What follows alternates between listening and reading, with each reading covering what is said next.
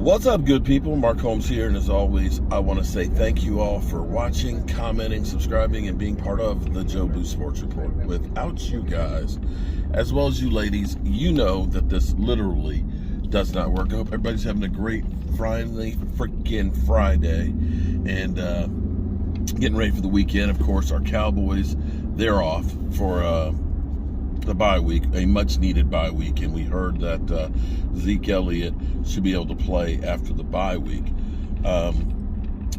There's all kinds of news. The Commanders are the only game that we'll see on Sunday from the NFC East, taking on the Minnesota Vikings, which should be interesting since Kirk Cousins used to be a Washington Commander. But we have some news about the former Redskins, and it's Dave Butz, at 72 years of age, ended up passing. And I know we're Cowboy fans saying, why are you too worried about a Dave Butz, a Washington Commander player, passing? Well, football evolves. Things in life evolve. In the same way, at the Red Brick House, for example, when I look at the entranceway for the house, it's only 28 inches wide, and it's like 6'1" tall. It's short. It's really short. I'm not changing it, because back in that time, people were smaller, a lot smaller. The bathtub is 4 foot long. I got in the bathtub and I'm literally like knees in my chest. Couldn't get out of it. Things changed, evolved, and we as people have gotten bigger. I remember Dave Butz because, back in the heyday of the Washington Redskins, I was in high school. We had Richie Pettibone, who was their defensive coordinator. His kids went to school with me, and his son Richie Jr. played football, linebacker for us, played at the University of Maryland, and his daughter was a cheerleader on our football team and stuff. And so I was knee deep in the Washington Redskins as a Cowboy fan before anybody starts questioning. I was not. If I were a bandwagon fan, I would have jumped to the Washington Redskins back then because they were one of the teams of the 90s. But I stayed true to the Dallas Cowboys living through that 1-15 season. But Dave Butz, he was like the first big man in the NFL. I think he was like 6'7" or 6'8", but he was 300 pounds. And when he played, it was like the world was like, oh my God, you can't have players that big. 300 pounds? It was like it revolutionized football because we had not seen guys that big. Quite frankly, most offensive linemen were like 220. They weren't big players back then. Nowadays, heck, everybody's got 5 or 6, 7, 8, 10 guys that are 300 plus pounds. Good afternoon. Need to get my oil changed. Yeah, you've been here before? Yep, there's a sticker right there. Okay. Got to get my oil changed here, guys. Put a lot of miles on the truck. But Dave Butz revolutionized the game. Him and World Grant were like two of the first really big defensive linemen that were part of propelling the Washington Redskins to 3 world championships. And to think, God, I'm pretty old.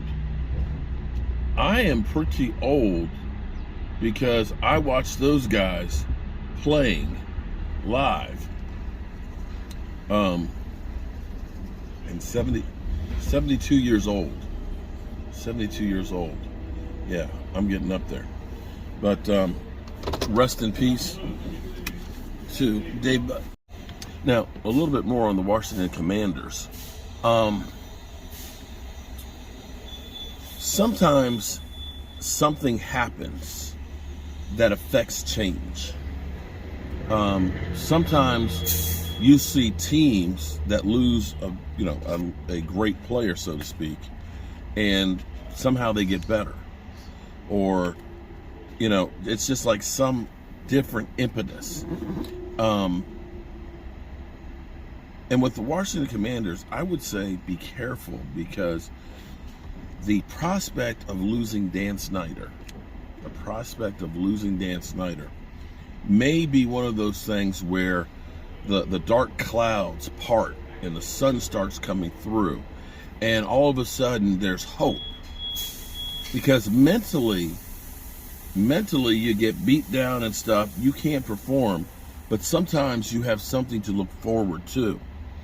And all of a sudden, if you're a football player and you see the Rams stadium, you see how beautiful that is, and or you see the Star facilities, where the Cowboys work out, and you see that stuff, and then you go to Ashburn as a player, and you see these old ass weight room, old ass locker rooms, a bubble outside that's got porta johns out there, and then you go play at FedEx Field and it's a dump.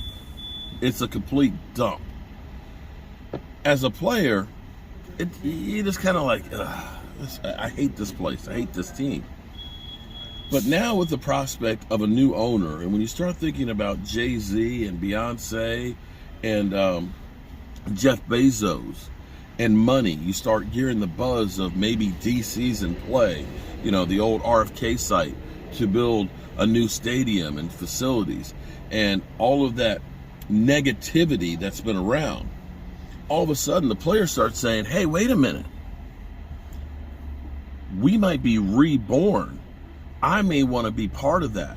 And all of a sudden their mentality changes and they start having hope. And hope in life is a difference maker. Because the most dangerous person in the world is a person with nothing to lose. And you could honestly say that the Washington Commanders, they had nothing to play for. And now all of a sudden, maybe they do. With Tyler Heineke. It's not pretty.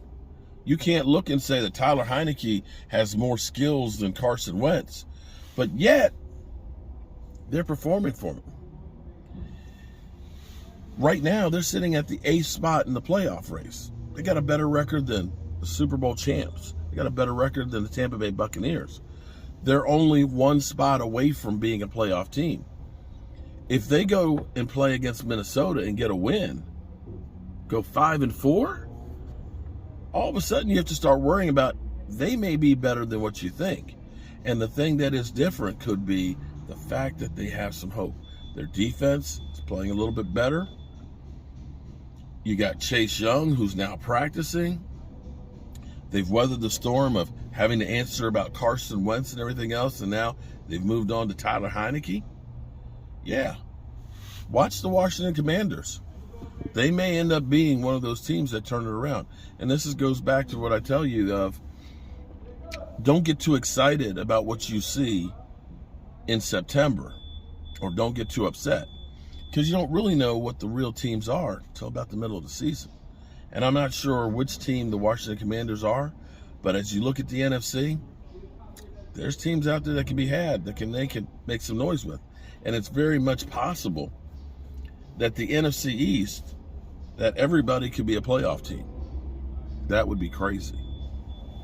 All right, good people. I'll catch you on the flip side. Peace.